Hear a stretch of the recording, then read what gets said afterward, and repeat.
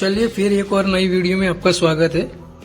तो दोस्तों, इस देश को म्यांमार के नाम से जाना जाता है, मगर आप में से ज्यादातर उसको पुराने नाम से जानते हैं। वो नाम है दोस्तों बर्मा। दोस्तों, हम जब भी बर्मा के बारे में सोचते हैं तो पहली दो चीज दिमाग में आती है। पहले तो आखिरी मुगल बादशाह बहादुर शाह जफर। बहादुर शाह जफर ने आखिरी दिन वहां काटे थे और उनकी कब्र भी वहां बनी थी। दूसरी चीज है दोस्तों, वो है रोहिंग्या मुसलमानों को जेनोसाइड।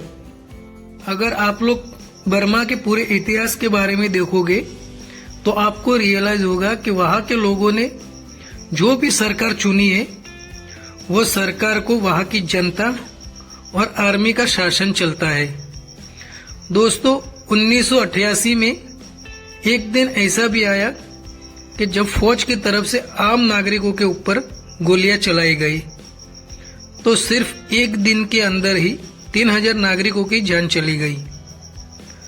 बहुत सारे रिपोर्टों की माने तो आज के दौर में म्यांमार में ज्यादातर इलाके में मौत का अड्डा बन चुके हैं। दोस्तों, ये सब कुछ इसलिए हो रहा है कि जब फौज ने हुकूमत का तख्ता पलट और खुद वहां की हुकूमत पर कब्जा कर लिया, तो वहां के जो आम नागरिक थे उनमें से कुछ लोगों ने हथियार उठाना शुरू कर दिया। तो दोस्तों, ये थी आज की वीडियो, और वीडियो पसंद आया तो प्लीज लाइक करते जाइए, और हमारे चैनल को सब्सक्राइब नहीं किया तो प्लीज सब्सक्राइब कर लीजिए।